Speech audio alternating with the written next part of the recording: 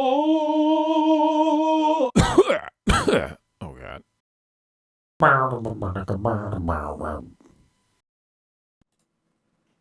Hello, ladies and gentlemen. Gabes here. This is the normal healer guide for Kor'kron Dark Shaman. If you'd like tips for any other roles, feel free to click on the annotations on screen or to check out the full raid guide. With that, let's get started.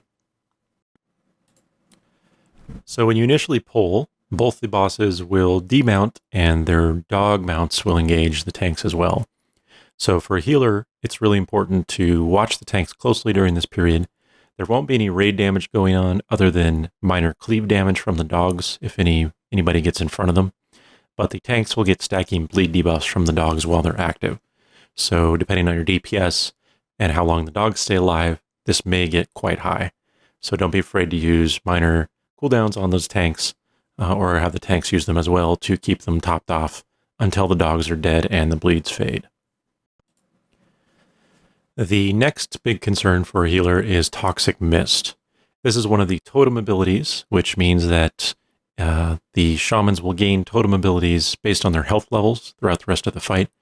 And this one is gained by Earthbreaker Harem at 85%. So it's pretty much the entire fight this will occur.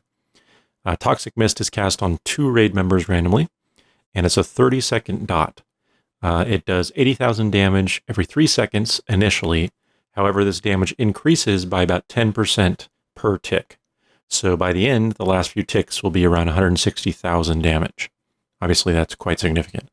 So as a healer, it's really important that you have a clear way to see which raid members are afflicted by this debuff, or this dot rather, and to keep them topped off, especially near the last few seconds. It's also a good idea to use a damage reduction cooldown on these players for the last 10 seconds or so, or to have them use their own personal cooldown for that very reason, because the combination of those ticks plus something else can be quite damaging and deadly. Next, we have Foul Geyser, and this is the 65% health totem ability from Wavebinder Cardress. This does not affect healers directly per se, but it's possible that it's very dangerous for your raid members. So there you can see a series of foul slimes spawning.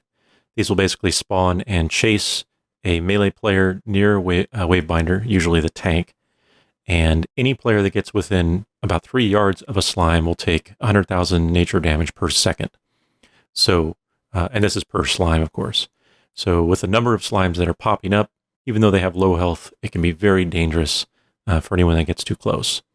So again, if players handle this properly, they shouldn't take any damage from the slimes because they're far away from them and killing them with ranged DPS.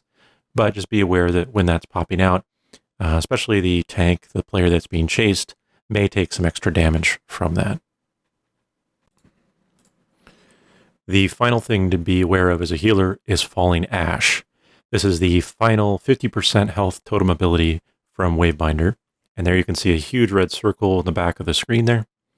So when this spawns, obviously it's very apparent on the ground. And after 15 seconds, the ashen ball will fall into the center of that circle and explode. Any player within the circle still will take about 1 million damage, probably die. But anyone else, just everyone else in the raid, will take 300,000 fire damage when it hits. So you have a huge warning. Again, it takes 15 seconds from the spawn till the actual explosion hits. And you can even see the ball traveling down. So if we watch closely, kind of around the center there, the ball, there it comes.